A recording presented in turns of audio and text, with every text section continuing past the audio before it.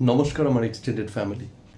আজকের ভিডিওটি যারাই দেখছো, ভিডিওটির বিষয়বস্তু থেকে ভিডিওটির প্রত্যেকটি কথা আমার সম্পূর্ণ নিজস্ব সুস্থ মস্তিষ্কের মতামত আর আমার বিবেচনা, আমার বুদ্ধি দিয়ে বানানো।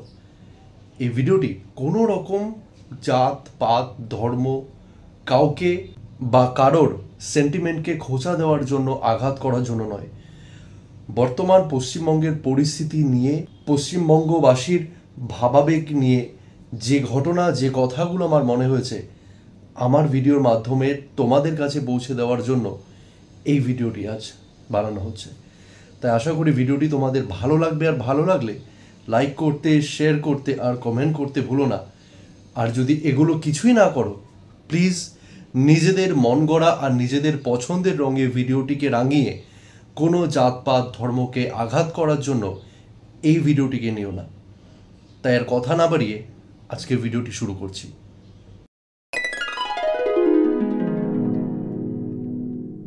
মোদের গৌরব, মোদের আশা, আমরি বাংলা ভাষা। আর এই বাংলা ভাষা মানেই আমরা যে রাজ্যকে চিনি, সেটা আমাদের সবার প্রিয় পশ্চিমবঙ্গ। আর এই পশ্চিমবঙ্গ বর্তমানে স্বয়ং সূর্যদেবের থেকেও গরম আর উত্তপ্ত। তার প্রধান কারণ রাজনৈতিক, ধার্মিক, আর্থিক, এই সমস্ত কিছু বিশেষ কারণ যেগুলো একটা রাজ্য, একটা সমাজ আর একটা সুস্থ মানুষ জীবন গড়ে তুলতে কাজে লাগে। হয়তো তার অভাব বা হয়তো তার দুর্বল পরিকাঠামো, কারণ হতে পারে অনেক কিছু। তাই আমার যেটা মনে হয়, আজকে আমরা বর্তমান সনাতন সমাজ বা বর্তমান মানব সমাজ যে যন্ত্রণায়, যে কষ্টে আর যে আঘাতের মধ্যে দিন কাটাচ্ছি, তার একটাই কারণ আমাদের অপ্রকৃত আর আমাদের অনিয়ন্ত্রিত আর আমাদের দুর্বল মনুষ্যত্ব। মনুষ্যত্ব কেন বললাম? আজকে বর্তমান সমাজে যে দুর্ঘটনা, যে পরিকাঠামো, যে দুর্বল পরিকাঠামোর মাঝে এই বর্তমান সমাজ, বর্তমান মানুষ তথা হিন্দু সমাজ কেঁদে চলেছেন, তার একটাই কারণ আমাদের মধ্যে কোথাও যেন এক দুর্বল ইউনিটি, আর তার সাথে আমাদের সামাজিক জ্ঞান আর সাথে নিজের ধর্ম নিয়ে বেসিক নলেজ আর সনাতন ধর্মের ওপর আমাদের গভীর অজ্ঞতা আমাদের দিন দিন এই বর্তমান পরিস্থিতিকে চোখের সামনে দেখতে বাধ্য করছে। কারণ সনাতন শুধুমাত্র এক নির্দিষ্ট ধর্মকে টার্গেট করে না। সনাতন মানে this is a simple art of healthy living. কে বলেছে হিন্দু সমাজ শুধু আজ মরেছে? হিন্দু সমাজ সেদিন মরেছে যেদিন ভালো মানে শুধু আমরা নিজেদের বুঝেছি। হিন্দু সমাজ সেদিন মরেছে যেদিন ভালো থাকা মানে শুধু আমি আমাকে চিনেছি। হিন্দু সমাজ সেদিন মরেছে যেদিন ভালোবাসা মানে মানুষ শুধু নিজেদেরটা ভেবেছে। আজ যারা মারছে তাদের থেকেও বড় দোষী যারা মরছে, যারা 10 জন এক হয়ে 100টা পরিবারকে সশস্ত্রভাবে, বিভৎসভাবে আর নির্মমভাবে মেরে চলেছে, তাদের থেকেও অনেক বেশি দায়ী যারা মরছে।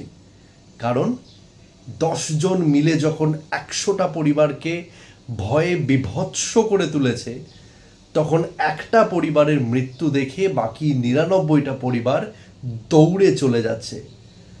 আমরা পারি না একজনের পাশে এসে দাঁড়াতে? আমরা পারি না একজোট হয়ে আমাদের এই দুর্বলতাকে এক শক্তিতে পরিণত করতে? আমরা পারি না যখন একটা মানুষের পাশে বিপদ দেখি তখন 10টা পরিবার গিয়ে তাকে শক্তি দিতে, তাকে তার সেই দুর্বল মুহূর্ত থেকে তুলে এনে ভালো জায়গায় বসাতে? ছোটবেলায় একটা লেখা পড়েছিলাম, 1-এর লাঠি 10-এর বোঝা। একটা মানুষকে মারতে যেখানে 10 জন মানুষ দৌড়ে আসছে, সেখানে 100টা পরিবার মিলে সেই একটা মানুষকে বাঁচাতে ওই 10টা নৃশংস প্রাণকে মারার জন্য না মেরেও হুঙ্কার তোলার জন্য এতটুকু আওয়াজ তুলছে না। কেউ গিয়ে লোকাচ্ছে স্কুলে, তো কেউ গিয়ে ছাদে, কেউ গিয়ে লোকাচ্ছে জঙ্গলের ভেতর, তো কেউ গ্রাম ছেড়ে পালিয়ে চলে যাচ্ছে পরের রাজ্যে। কিসের এত ভয়? কোথা থেকে আসছে এত ভয়? আমরা হিন্দু সমাজ, আমরা নাকি মুঘলদের সাথে লড়াই করেছি আমাদের ভারতবর্ষকে হিন্দু রাষ্ট্র বানানোর জন্য, হিন্দুত্বের পতাকা তোলার জন্য, হিন্দুত্বের জয় জয়কার করার জন্য। আর এই হিন্দু সমাজ আজকে মুষ্টিমেয় পার্সেন্টেজ কতগুলো এক শ্রেণীর থেকে এত আতঙ্কিত যে আমরা কোথায় এই দুর্বল সময় একজোট হব, তা না হয়ে আমরা প্রত্যেকটি মানুষে বিভাজিত হয়ে গিয়ে আরও দুর্বল হয়ে যাচ্ছে।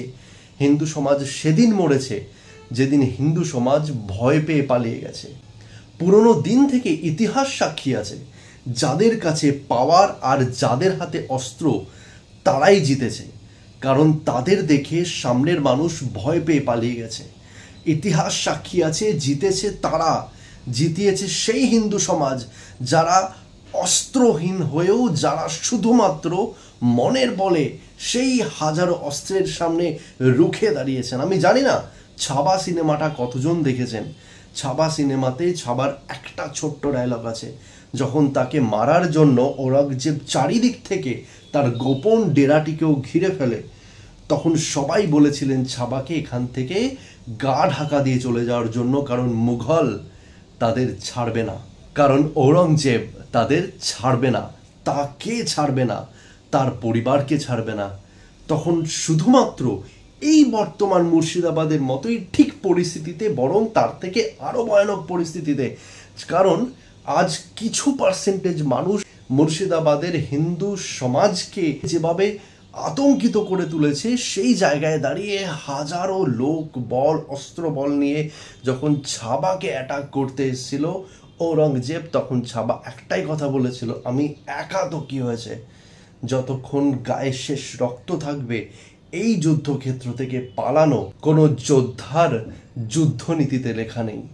সেই হিন্দু সমাজ, সেই ভারতীয় সমাজ আজ কোথাও যেন দিনের পর দিন হাতের চুড়ি আর শাড়ির আঁচলের নিচে গা ঢাকা দিয়েছে বলে খুব দেখা যাচ্ছে। না হলে অফিসিয়ালি সামান্য কিছু পার্সেন্টেজের মুষ্টিমেয় এক গোষ্ঠীর কাছে ভারত তথা হিন্দু রাষ্ট্র তথা এত বড় হিন্দু সমাজ আজ পালিয়ে পালিয়ে কোথায় গিয়ে দাঁড়িয়েছে।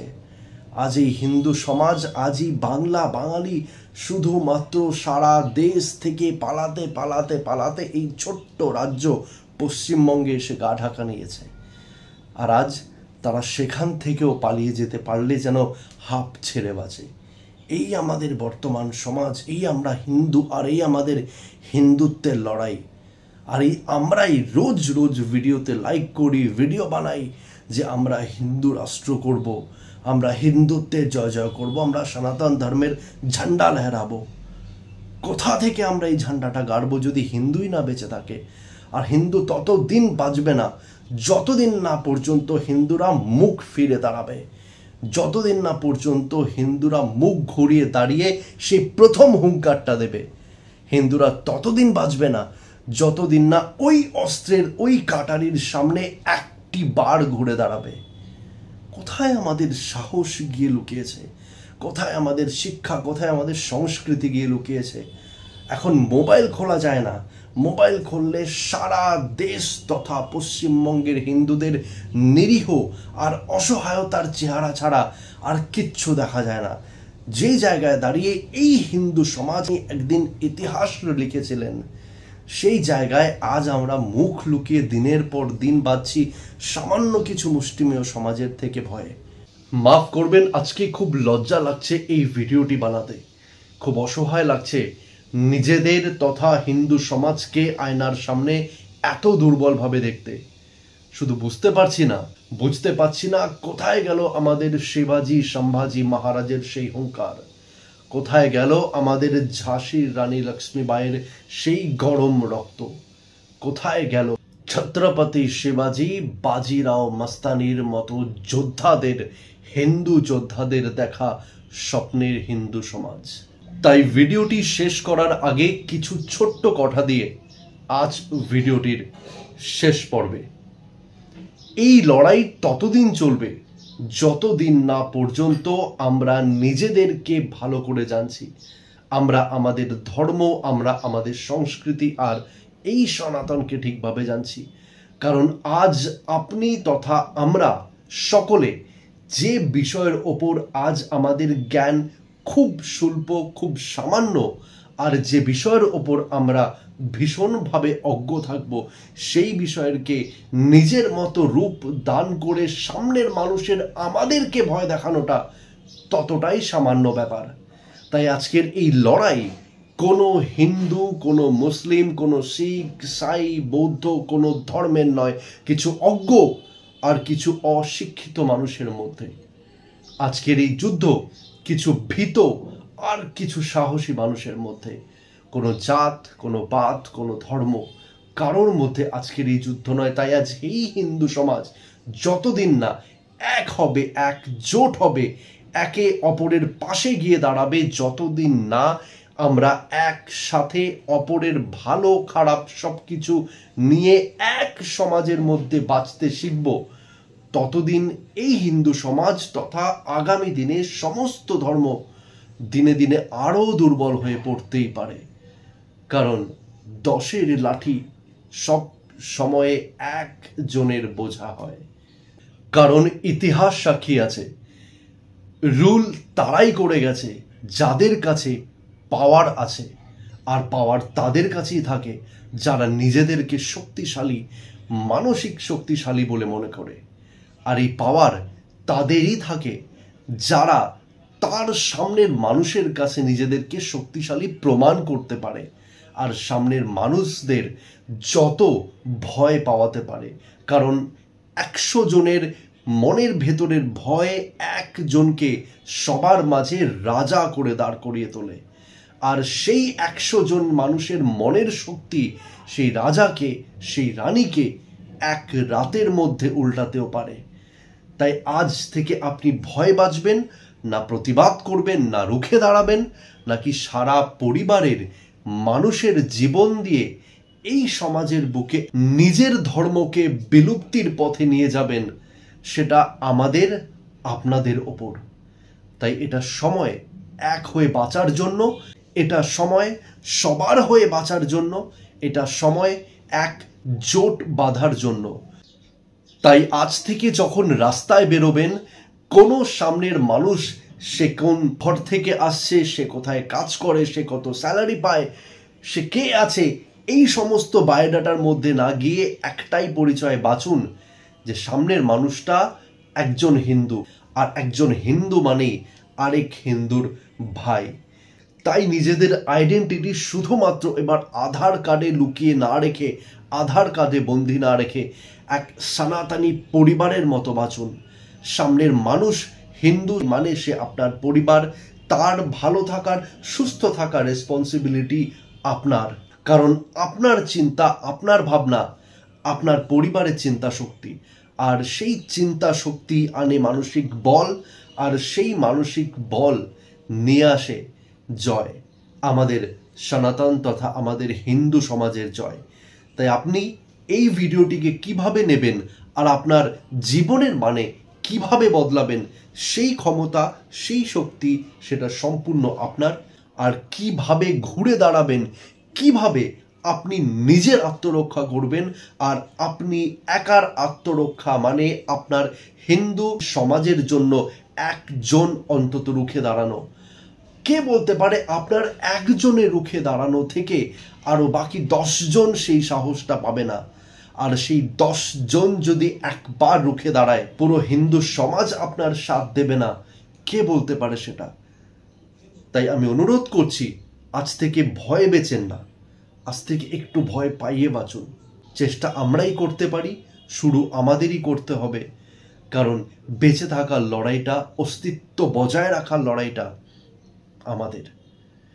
ভিডিওটি ভালো লাগলে লাইক করবেন, শেয়ার করবেন, আর অবশ্যই আপনাদের মতামত যদি লিখে জানান, খুব খুশি হব যে আপনারা কি ভাবছেন বর্তমান সমাজ পরিস্থিতি নিয়ে। ভিডিও শেষ পর্বে, একদম শেষ পর্বে আজকে আমার একটি বিশেষ অনুরোধ, হাত জোর করে তাদের কাছে যারা হিন্দু হয়ে, যারা সনাতন হয়ে শুধুমাত্র ধর্মীয় কোনো রীতিনীতি আর আচার অনুষ্ঠানের নামে স্বয়ং নিজেদের দেবদেবী ভগবান নিয়ে বিজনেস করছেন, টাকা কামাচ্ছেন শুধুমাত্র কালকের দিনটা একটু ভালো কাটাবেন বলে, প্লিজ আর নয়। কারণ একটু ভেবে দেখুন, আজকের এই হিন্দু সমাজের বর্তমান পরিস্থিতি ওই সমস্ত ভগবানের কান্না তো নয়। আজকের হিন্দু সমাজের বর্তমান পরিস্থিতি সমস্ত সামনে সেই দাঁড় করিয়ে যারা আজ পর্যন্ত ভগবানকে দেখে টাকা কামিয়ে গেছেন সেই ভগবানদের আর্তনাদ তো নয়। হয়তো কোথাও দাঁড়িয়ে তারাও বলতে চেয়েছেন, আর নয়, আমরা ব্যবসার জন্য নই। ভালো করে শুনে রাখুন, এখন আপনি যে নিঃশ্বাসটুকু নিচ্ছেন সেটাও আপনার আগামী দিনগুলো ভালোভাবে বাঁচানোর জন্য, ভালোভাবে বাঁচার জন্য। তাই যেখানে নিঃশ্বাসটুকু যেটা আপনার নিজের, সেটাও আপনি নিজের স্বার্থে নিচ্ছেন, সেখানে ভগবানের কি স্বার্থ পড়েছে যাকে দাঁড় করিয়ে আপনি টাকা কামাচ্ছেন আপনার লোভ, আপনার পকেটকে নিজের আয়ত্তে না রাখতে পেরে? সেখানে ভগবানের কি স্বার্থ পড়েছে কি আপনি যাই করে যান, আপনি যেভাবেই আপনার হিন্দু ধর্মকে কলুষিত করে যান, তিনি দুহাত তুলে আপনাদের আশীর্বাদ করে যাবেন। এই দুনিয়া কোনোদিন স্বার্থ ছাড়া চলে না। তারাও ভগবান, যন্ত্রণা তারাও পায়, কষ্ট তারাও পায়, তারা বলতে পারে না, তারা প্রতিক্রিয়ার মাধ্যমে বোঝায়।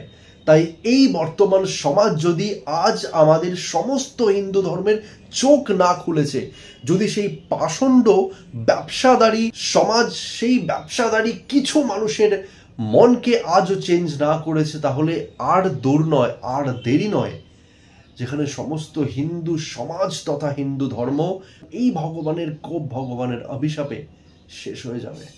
তাই ভাবনা আপনার, চিন্তা শক্তি আপনার। একজনের চিন্তা শক্তি একটু একটু করে বদলালেও কাল আমরা একটি সুন্দর দিন পেতে পারি। ব্যবসা করা, টাকা কামানোর অনেক পথ আছে। আপনার নিজের ক্রিয়েটিভিটি তথা আপনার শিক্ষা, আপনার সমাজ সবাই আপনাকে সাথ দেবে যদি আপনি সুস্থভাবে সৎ পথে টাকা কামাতে চান। হাত জোর করছি, ভগবানকে সামনে দাঁড় করিয়ে ব্যবসা করবেন না। এই অনুরোধ এই ভিডিওর শেষে। দেখা হচ্ছে আরও একটি ভিডিওর সাথে আপনাদের প্রিয় চ্যানেল বড়ালসে। দেখতে থাকুন, শুনতে থাকুন বড়ালস।